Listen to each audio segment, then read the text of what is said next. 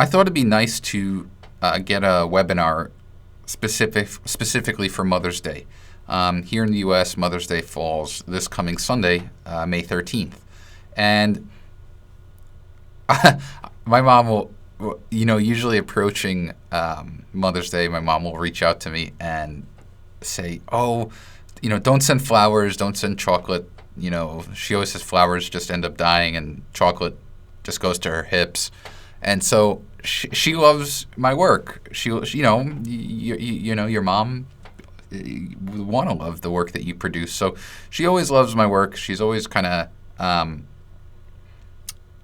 if I post something on Facebook, she'll always comment, and it's cute. It's really cute because she enjoys seeing the fruit of, I guess, my labor. And so for me, I thought, all right, I'm going to, for Mother's Day, just print a collection of images that I know she'll like. I know my mom loves more of the nature scenes, which is very much a departure for my type of photography. Those of you out there who attend my webinars or have attended my webinars in the past, you know that I'm definitely more of the kind of urban and grungy, heavily stylized stuff. And so I thought, well, that doesn't really appeal to my mom. She thinks it's cool, but she doesn't really get it. She loves beautiful nature. She likes that kind of stuff. And so I thought, all right, for the past few months, I kind of wanted to, I scouted shots specifically for her. Now, some of these shots I've already posted on my website, but for the most part, they were taken to be printed for her. And so I figured, well, this would be cool. What if I share some of the images that I'm going to give to my mom and share the processing notes, go over how I'm going to stylize them. Because all of these have been stylized already, and they've been sent off to print. So, and I print on canvas, so I'll show you kind of what I do here. So I'm going to go ahead here, and I'm going to start with this first image. And actually, this image was the only one that was not taken, or was not printed yet, because I took it literally yesterday.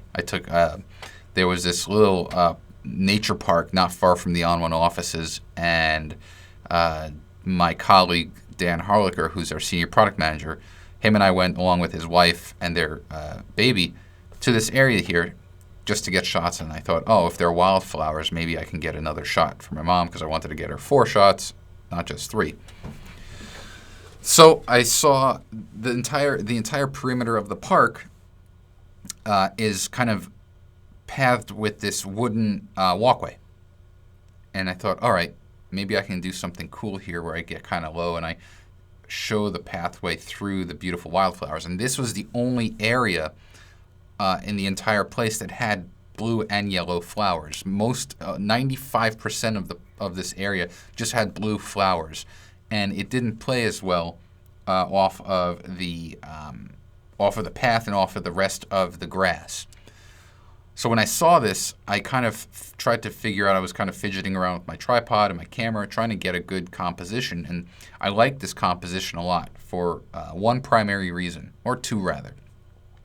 First, I love how the different colored flowers flank the pathway. You have them on both sides.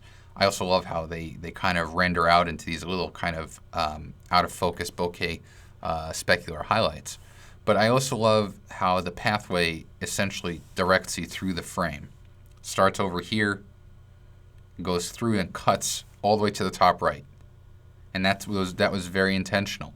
And I was lucky that the path curved like this. If the path just went straight up, I don't think it would be as effective of a shot. So now it's time to take this. I want to stylize this in the suite, specifically in Perfect Effects. So I'm going to take the image from Lightroom. I'm going to go to File, Plug in Extras, and then go to the suite. And nature shots, I don't try to overly stylize. I want them to look beautiful, but I don't necessarily treat it like I would an HDR Urbex shot where it's like very, very over the top. And so I'll show you what I mean by that. I'm going to go to Perfect Effects. And the reason why I say that is because the nature shot itself is beautiful, and what I want to do is simply supplement it. I want to add a little bit of a boost to it. So the first thing that I'm going to do is, I went over this yesterday on the webinar, in the HDR webinar. A lot of times what I'll do is, if there's a image that has a predominant color, and in this case it's green. If it has a predominant color, I'll go and I'll apply a corresponding black and white effect. So under the black and white categories here, there's a green filter. Now, you can see that essentially, let me hide the effect bar. It rendered the entire image in black and white with a filter for the green channel. The reason why I did that is because I can bring the blending options up. So the blending options is this little button right here, and it's under the advanced tab of Perfect Effects. What I can do is I can use the blending modes. And so I'm going to cycle through here until I find a blending mode that I like. And something like soft light, if I move the menu here, you can see how when I bring it to 0 and then bring it up, it just does a really nice job of adding a contrast boost, especially to the green channels. And so I'm going to keep it right there, and even if we just kind of toggle the before and the after, you can see it's a nice kick. And so, but now it's time to build on this. Another kind of thing that I think a lot of people who've attended my webinars know about me is that I'm a big fan of stylizing based on the elements of the scene.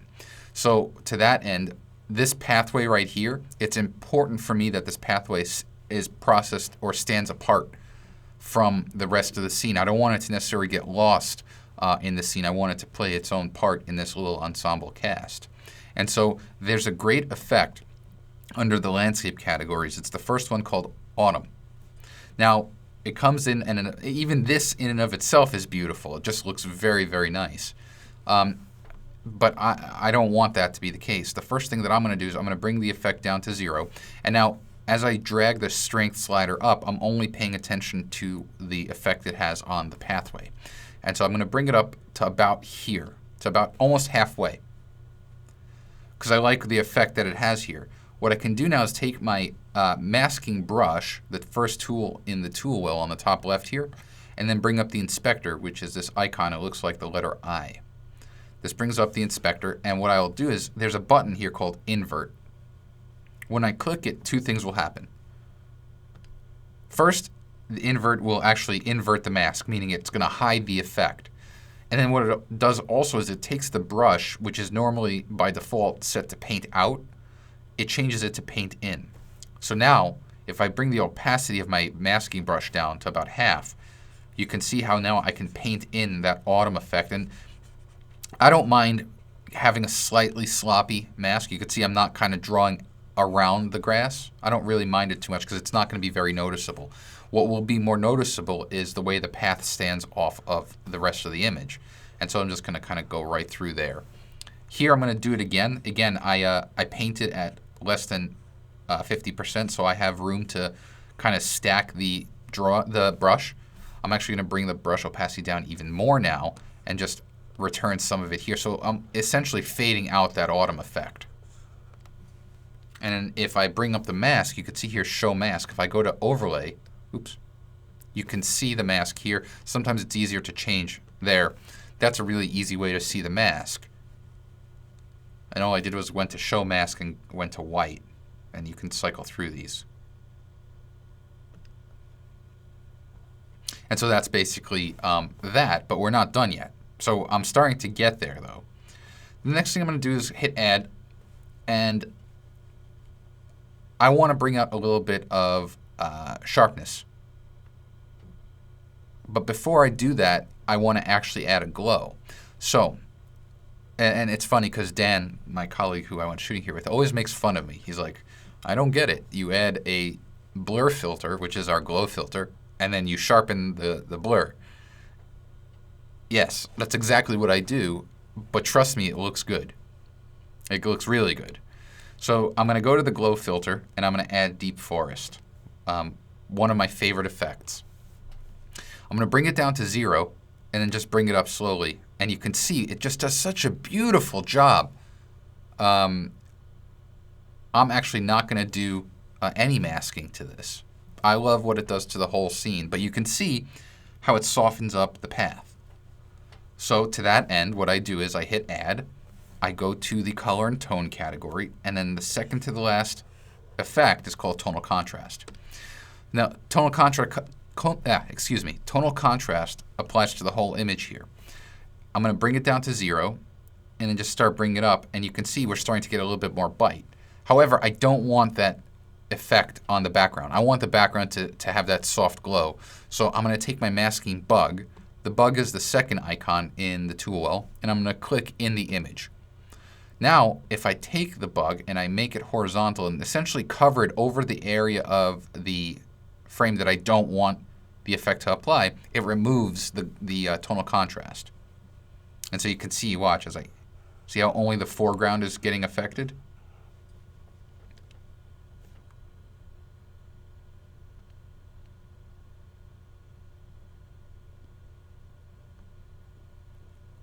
Is it like a defocus, Kelly? Not really. I guess, defocus, I guess the opposite of focus would be out of focus. This is not necessarily out of focus. This is just the quality of the lens. So, no, tonal contrast is not softening, Kelly. Tonal contrast is the opposite. It's actually increasing texture. So that's what I do here. The deep forest softens. No worries, Kelly. I get confused on an hourly basis, trust me. All right, so the last thing I'm going to do here is I'm going to add a slight vignette. So what is a vignette? A vignette is actually just burning of edges, so we're kind of darkening the edges. You can approach the vignettes one of two ways. You can either build your own vignette by going to the effect options and then selecting the vignette category here. But in all honesty, there's a vignette here under the vignettes category. The last one, it's called Subtle Vignette, and I think this is one of the best vignettes I've ever seen. It's very basic, but it's beautiful. It just beautifully brings the focus to the center of the frame. And so you can see here, watch, I'm going to hide the effect bar. We're going to do the before and after preview. To do a before and after preview on a Mac, it's Command P, and on a PC, it's Control P. So watch. When I hit Command P, that's our original image.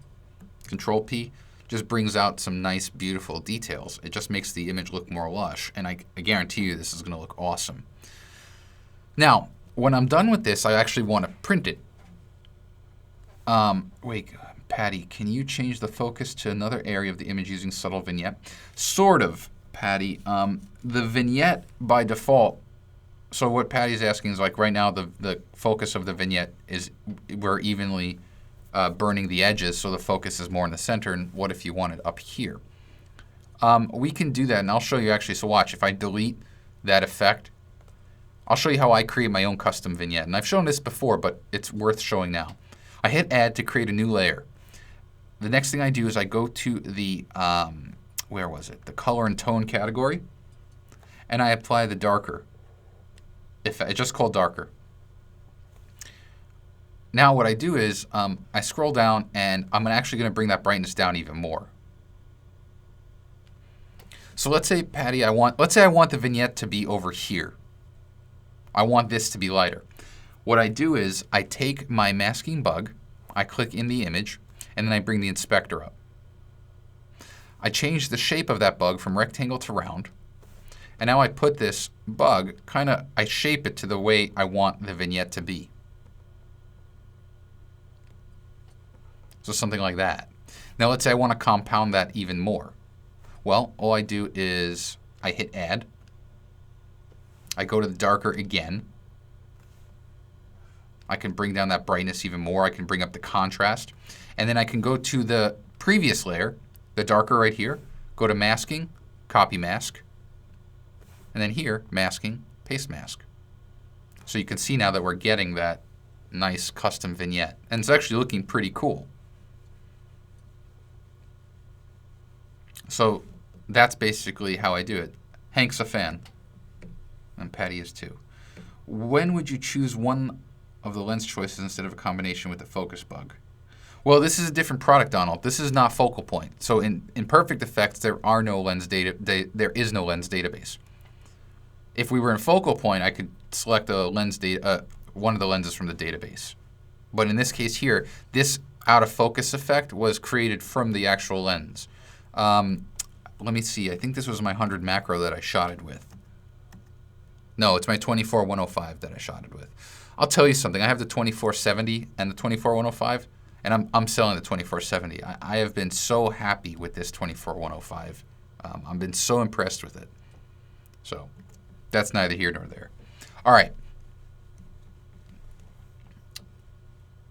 What would be the advantage of using a lens choice instead? Nothing, really. Do you increase the brightness or exposure before printing? Hey, Lauren. What I'll do before printing is I might I'll do a soft proofing. So I'll show you here what I do. Before I do anything, yeah, Canon, Kelly, I shoot Canon. I got the 24-105 as part of the kit when I got the 5D Mark III. So here's what I'm going to do first, Lauren. I'll go straight to perfect resize. So from here, by clicking on the module selector on the top, I clicked on resize here. I'm going to launch perfect resize. Let me just close that. And we'll maximize perfect resize. So what I'm going to do is I'm going to enlarge this. I'll go to the document size presets right over here. And I'm going to go to, and I'm actually keeping the resolution at 300. The resolution changes based on the output. So if this was going for the web, I would change this to 72. But because I'm going to print, 300 is going to satisfy. Now, the document size presets, I'm just going to go to the photographic category, and I'm going to do something like a 16 by 20. Because the constraint is different, the perspective, I have a crop box here, and all I'm going to do is drag it to the right. And I don't mind that I'm losing that little bit back there, because this will make it even more profound.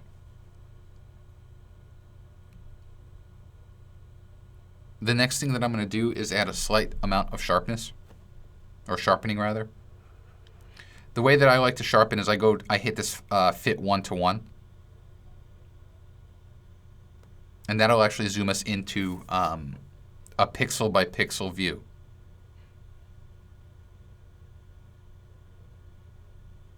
Okay, so I'm going to put it on a sharp area right here.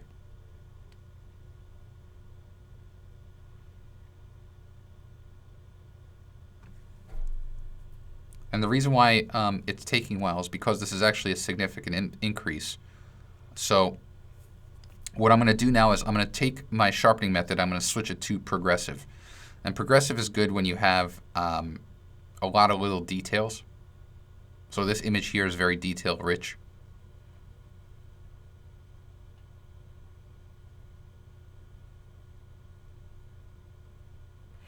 Do you lose the vignette when cropping for print? It's a great question, Ken. What I'll do a lot of times is, depending on how much of that crop is impacted, I might apply another very, very tiny amount of vignetting in Lightroom. It depends, though. Sometimes it just looks fine, but it's a great question. So now what I'm going to do is I'm basically looking at the sharpening here. I'm not going to add too much. I'm just going to add a tiny bit because the image is plenty sharp as it is. So with progressive, you don't want to use too much of it because you can over sharpen the image. However, you always do want to compensate when you're printing for sharpness. So here, now if I go to fit, the image is now plenty sharp. Should you resize before making all of the edits? It depends.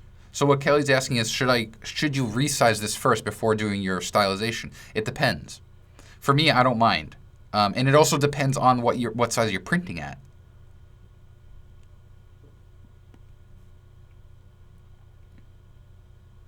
So for me, I don't.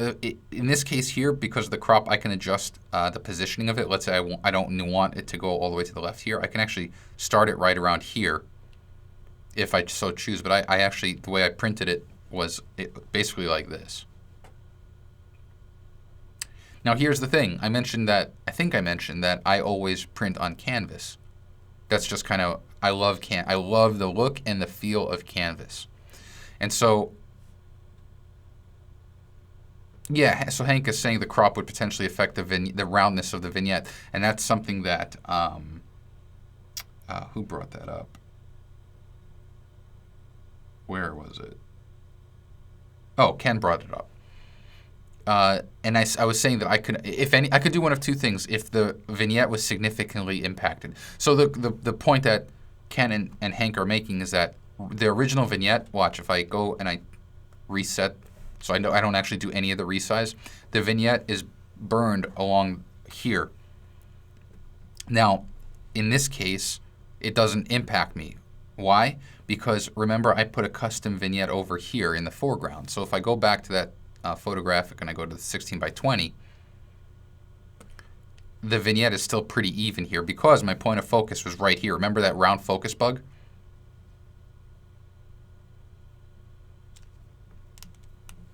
And so if it's something that is significantly visual, like you can see the difference, you could do one of two things. You can always start over. Perfect Effects remembers the last 7, I think, combinations that you applied.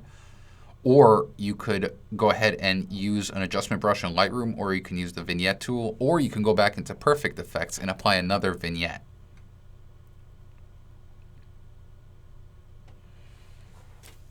So the combinations, and that's the thing about printing. Whenever we go into printing, it's a very, very heated topic because people always have their thoughts or they're told to do this or that. This is how I do it. Simply, that's really all it is to it. Right or wrong, I've never had anyone complain, those who have any of my prints. I was mentioning, though, that I do gallery wraps. So for Canvas, what I want to do is I want to make sure that I can preview exactly what will appear on the edges of the gallery wrap. So the way the Canvas prints that I order work is the canvas is printed and then it's stretched around a wooden frame, a wooden stretcher bar. And if I don't tell the printer exactly how I want the image to stretch around, I can actually have this part of the image wrap around, and that's a problem. So, yeah, I send them out, Kelly. I don't do any printing myself. I send I can tell you guys after I'm done where I send my images for Canvas. I'll be happy to plug them. So the gallery wrap, if I turn that on, what happens is Perfect Resize will automatically sample the inner 2 inches of the frame and then reflect it so that it actually is seamless. Now, if in this case here, because there is so much texture, so much detail in the foreground, if I want to minimize the look of this stretcher area here, I can just change the method from reflect to reflect soft, and it adds a slight surface blur, which is really nice. The other thing that I can do is increase the opacity of the background color. So by default, the background color is black. And so by increasing it to 100, watch, you'll see it turns pure black. However, if I bring that down to about 25%, it adds a nice dark shade. And so it's adding a nice contrast from the sides. There you go. Lauren knows what I'm talking about. All right. So there is essentially what I did for my mom on one of these prints. Let's move on, because I essentially burned a half hour on this one print, which is not a bad thing. Great questions and great examples. All right, let's move on back to Lightroom and go to the second. Let's see if there's another good image. I want to work on this image here. I just took this image on Saturday. So you can see, I'm not lying. A lot of these images I literally just took.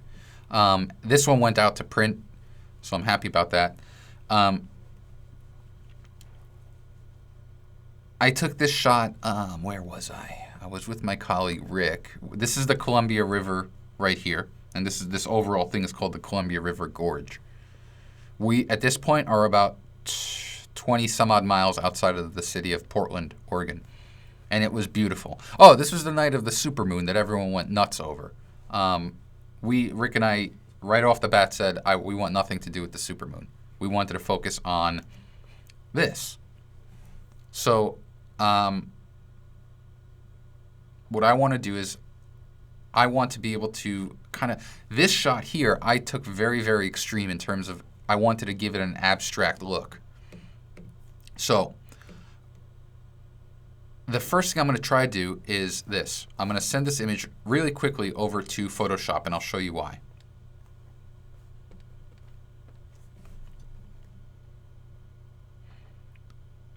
I'm going to use a lasso tool,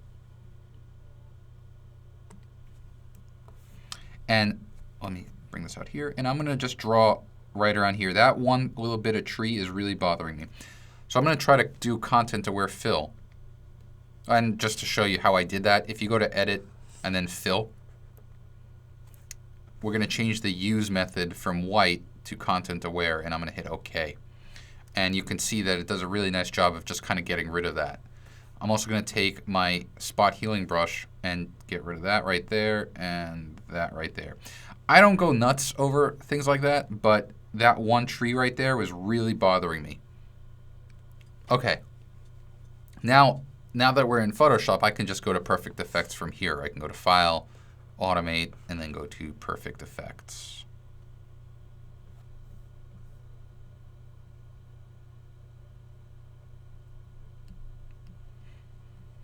All right. Is this a night shot? Hank, you're asking this one? This was taken, it was just before night. It was still, the sun hadn't even set yet. But the sun was way out here in the distance, so it was already, we were losing color. This shot is straight out of camera, though. I didn't do any editing to this whatsoever. So yeah, it is beautiful. And Gordon, I'm loving the Pacific Northwest. I absolutely, positively love it. All right. So what do we want to do here? Like I said, I want to create a very, very, kind of like an oil painting. If you ever want to create a cool oil painting look, you can go ahead under the movie looks category and use one of my favorites called Blue Dawn. And so do you see what it does? It essentially loses all detail. Now, for me, it's a bit too much loss of detail in the cloud. So let's see here. We'll bring it to 0, bring it up about 70%.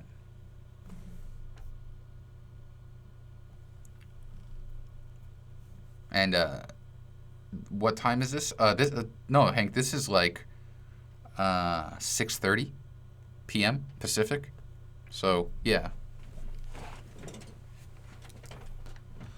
All right. So you can see what I'm going with here. I might actually bring it up a bit. I love what it does by losing all the color. It looks like an oil painting. I'm going to hit Add. And now I'm going to go to the Landscape category, and I'm going to apply Golden Hour Enhancer. I want Golden Hour Enhancer really only for the sky. I want a little bit of contrast, because right here, this is a bit too blue for me. So I'm going to bring the strength up about there, about halfway. I'm going to do what I did in the first image. I'm going to take my masking brush, invert by bringing up the inspector, and now I'm just with a big fat brush just going to paint in through the sky. And I'm going to try to get as close as possible to this border here without actually going over. Okay, now if I bring up the mask, you see I missed this entire area here, so I'm going to paint that in. And I'm going to switch from paint in to paint out, drop my brush, and then just kind of restore some of this right here. And then let me get that little edge right there. All right. It won't be that noticeable, but my OCD won't let me move forward with that. All right, so I'm going to turn the mask off, close the inspector, and then hit Add one more time. And then the last thing I'm going to apply here, check this out. This dark glow, I mean, to me, this seals the deal. You know, bring this down to 0, bring it up somewhere right around there, maybe a little bit higher, actually. And it gives a really beautiful, moody shot. You can see a little trace of the mountain range in the background. And if I, here, let's hide this. If I go before and after, it's a pretty noticeable difference. You know, here, this is how I rationalized it when I was processing. I was looking at this mountain right here. I think this might be near Wind Mountain, and this left side is the state of Oregon, cross the river, this is Washington. And that's how it is. The state line is right through the gorge. But I was like, all right, this right here, there is no detail. I can't recover much of any detail here, nor do I want to. So I said, let's just forsake all detail whatsoever and just kind of blot it out and make this abstract type of oil painting image. So, Kelly, yeah, so add is how you keep the image. Yes, exactly.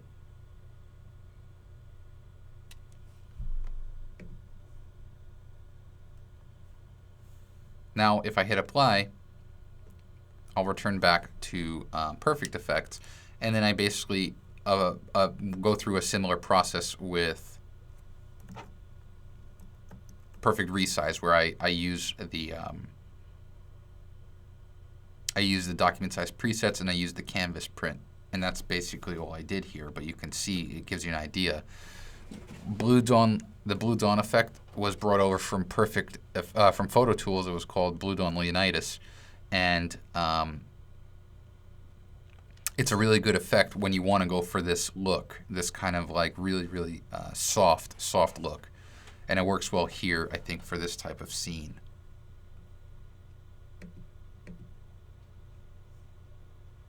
You're welcome, Kelly.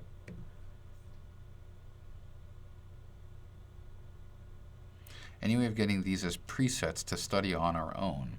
Sure. Give me a second here. Let's go back into Perfect. Effects.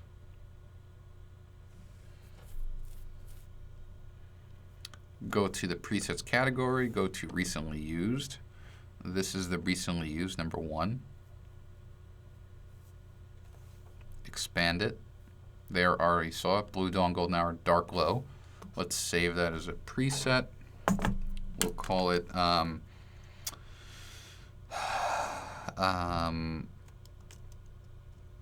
abstract oil painting. I'll just keep it here.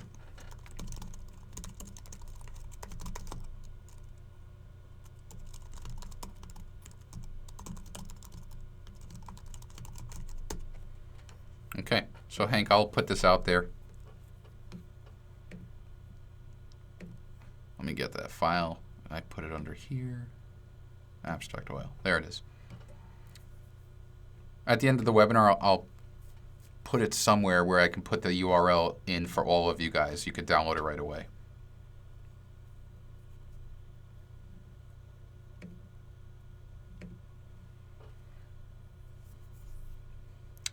Ooh, Gordon gives a good little tip. The Columbia River Gorge won World War II for us because it supplied all the electricity to power Boeing and enabled to produce hundreds of warplanes every week. Very cool.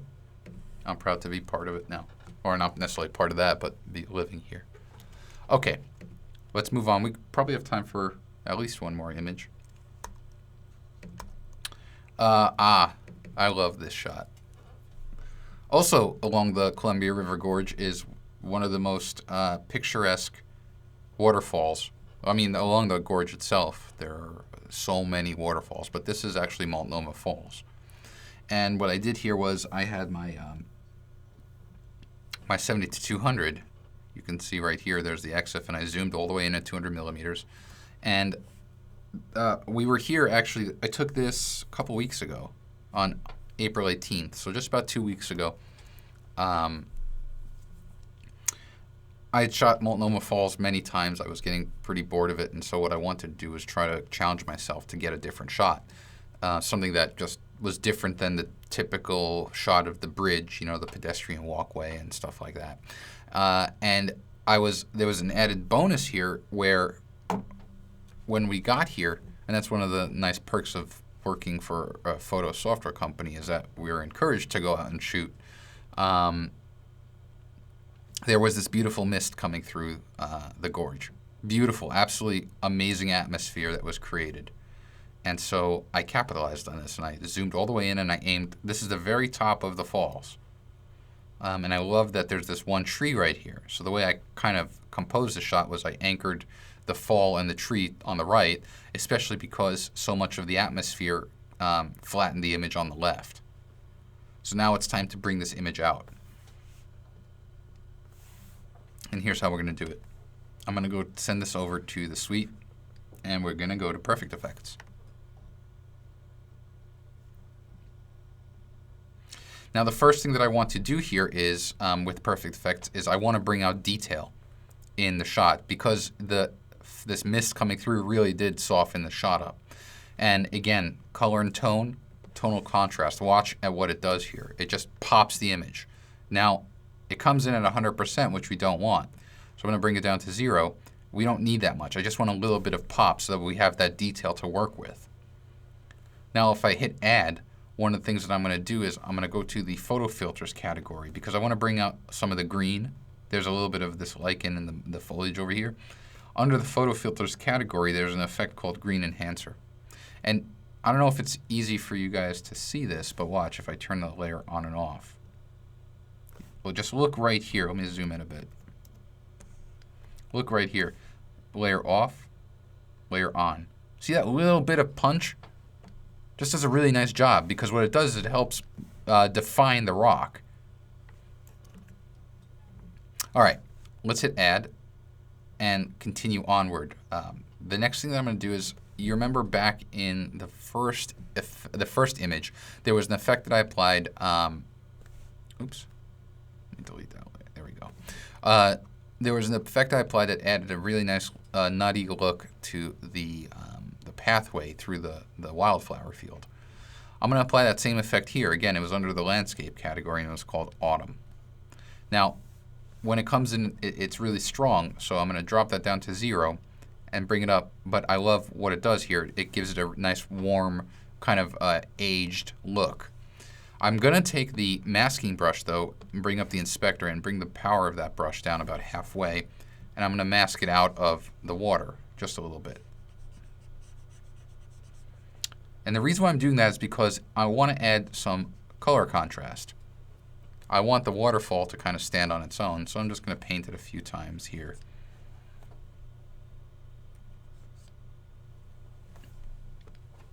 And if we just do a quick before and after, you can see this is the original, so we're making the image pop now. Now I'm going to hit Add, and in the same landscape category, there's a nice effect called Magic Forest.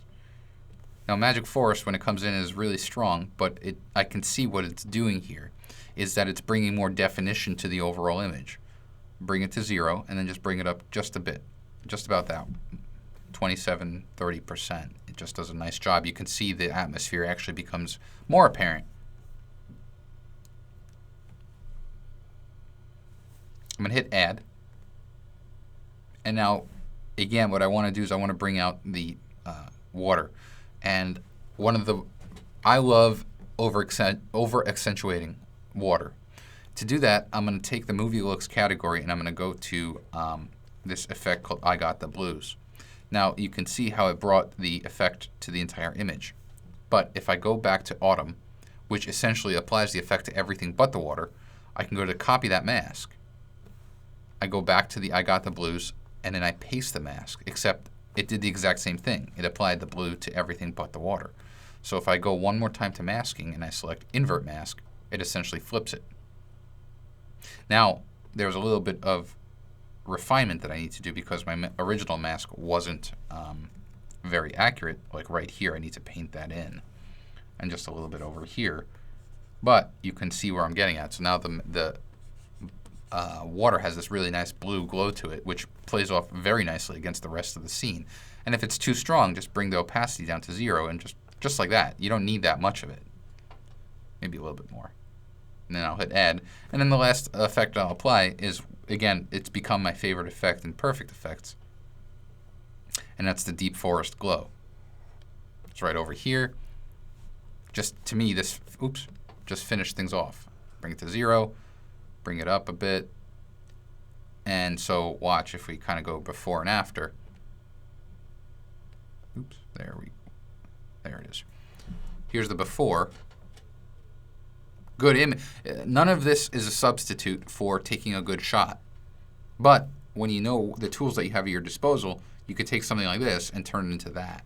And I guarantee you this is going to look awesome when it's printed on a large 20 by 30 canvas.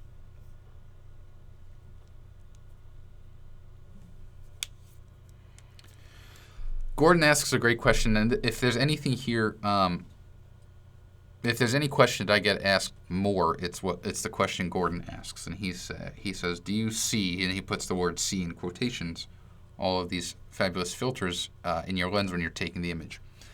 Yes, I know it kind of sounds. I'm not trying to pontificate. I'm not trying to come across as pious, but I've used this product and Photo Tools, which is the predecessor. I've used it for so many years. I use it on every shot that I ever post. Every shot that I work on, I use the products here. You start to think about when you're in the field, like, I knew right off the bat that this was going to stand out. I was going to put a blue filter on this. I wasn't sure which one. I could have used, I got the blues. I could have used a simple, where is it? Under the photo filters, a simple blue filter.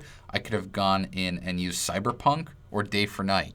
They all have different qualities of blue. But in this case here, when I applied the I got the blues, I liked the effect it gave. I also knew that the green enhancer would be used, and I didn't know so much about autumn.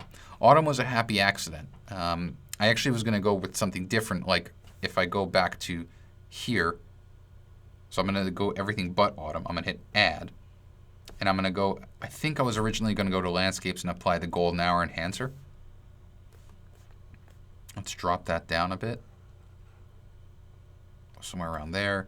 Then let's paste that mask. Go to Magic Forest, turn that on, turn autumn off. There. All right, so that essentially would have been the other rendition. Does that make sense, Gordon? Like, that was, I think, what I was originally going for. And I must have clicked on autumn for whatever reason. And I'm glad I did, because I think the shot is a lot better with it. There we go. Oops, autumn needs to go down here. There we go. So there, it was kind of a stair step through what I do.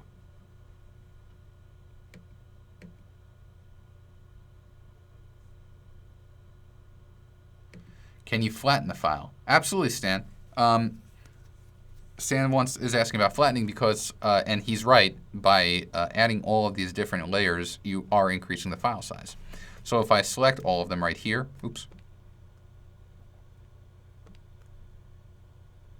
There we go. And I go to, where is it? Oh, I thought I was in perfect layers. You hit apply. These layers, don't worry about. They'll automatically get flattened, Stan. When I go to perfect layers, though, I can go ahead here and I could do one of two things. I can discard this layer altogether because this is the original, and you can see how I don't need them. So I can delete it, or I can just merge them down. Either way. So I can just, in this case here, I would just go and delete that because I don't need it.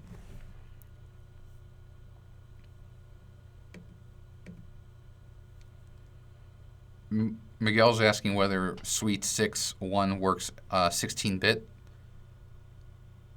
Are you talking about 16-bit images, or? Yeah, I assume you are. Yeah, the Perfect Photo Suite 6.1 works 100% on 16-bit images or 8-bit images. Yes. And it's a 32-bit or 64-bit compiled product.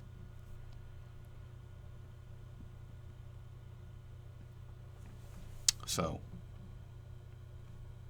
that's basically it. We have one more image that we'll work on. Another nature shot. Now, I took this shot in Vancouver, British Columbia, Canada. How long ago? On the 14th, so a few days prior to the Multnomah Falls shot that I just worked on. And this is Bunsen Lake. And so I took this shot. I was waiting for a while until the light was perfect. and then I got the shot. It's a long exposure. It's how long? 22 seconds at f14 with my again 24 to 105.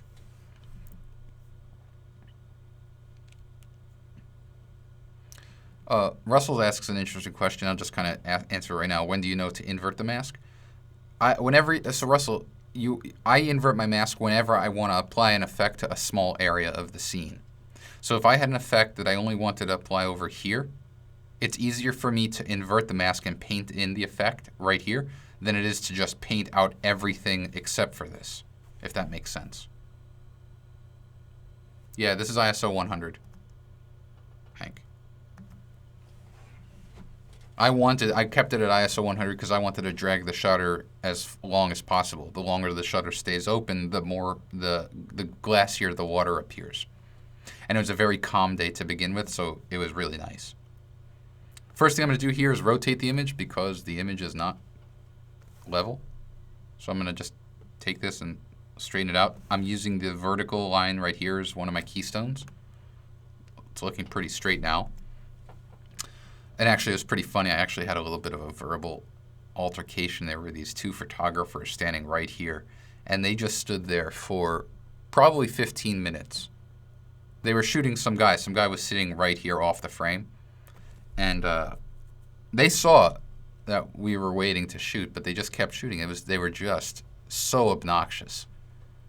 And then one of them, the straw that broke the camel's back was one of them turned around and started shooting us.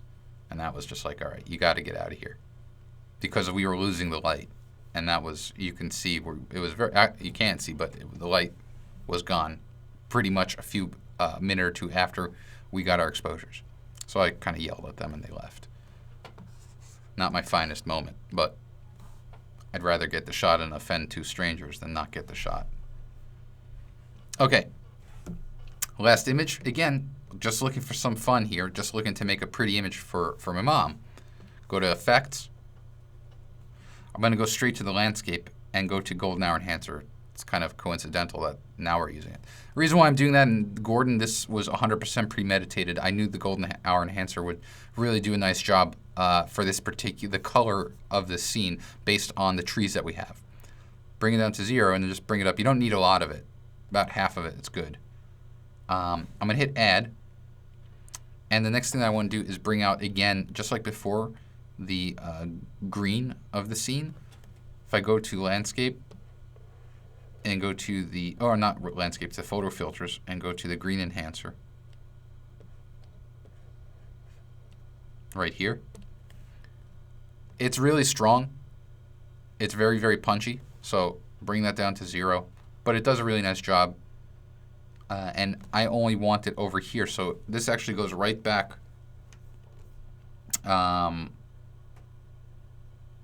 Who just asked me about inverting? There's so many questions. How do you know? Oh, Russell. So Russell's asking, how do you know when to invert? So Russell, I only want Green Enhancer over here. I don't want it anywhere else. So I take the masking brush, bring up the inspector, and I hit invert right over there. See how it hid the effect everywhere? And now all I need to do is just paint in that effect. I want to paint it on the reflection. And there we go. So it's much easier for me to do that. I might also do a quick, bring down the opacity and do a quick swipe up there. So it trails off a bit. Now I'm going to hit Add. And under the landscapes, or was it, where was it? I think it was under the glow, actually. There's an effect I'm looking for, and this is where I can't wait for us to get our search capabilities, because it's driving me nuts now. Where did I put it?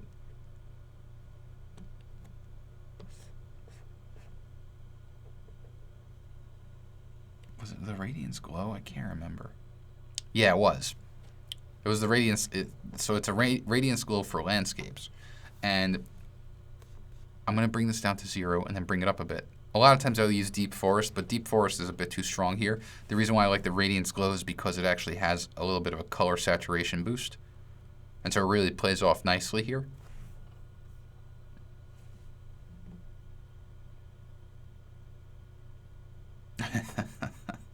You're welcome, Kelly. And so you can see what it's doing here, and watch if we just before and the after. Just nice little punches to the shot. I'm going to hit add. And now I'm going to go to the glows here. And I'm going to add another glow called Dreamland, but a very tiny amount of it. Because I like what it did. Dreamland adds a nice little bit of contrast. Finish things off, just like I always said, or just like Dan says, you blur the image just so you can sharpen it. And it's true. I go to the color and tone. I add tonal contrast. And here's what I do first. I bring the strength down to 0. I want to sharpen the mountain range, the top of the house or this hut, and then the trees here. I do not want to sharpen the sky or the water. Bring it up about here. And then just like before, Russell, invert. And this time I'm just going to paint in really quickly what I want. And if you want, you could bring up the mask to see what you're painting. So I'm just kind of painting through here and there, and then the house or whatever, the bolt house, bolt launch, whatever it is. Go here, and then I'll just kind of swipe through there. Okay. Oh, it's not at 100%. Thank you. Thanks, Hank. Hank caught that my brush was less than 100. There we go. So I'm just going to do a quicker pass through here. Hank, the ever watchful eye.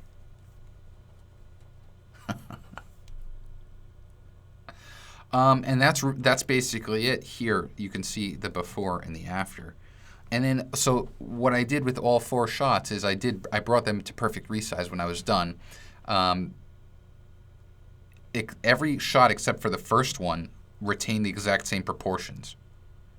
So there wasn't any cropping. Only the first one had a cropping because I made it more of a square crop. I then applied sharpening. Actually, you know what I can do here? I didn't do it on the original image, but I can. Let me see what a vignette looks like here. Oh, no. That's not what I wanted. Tonal contrast, then hit add. Then do a subtle vignette. There we go. That actually works kind of nicely, too.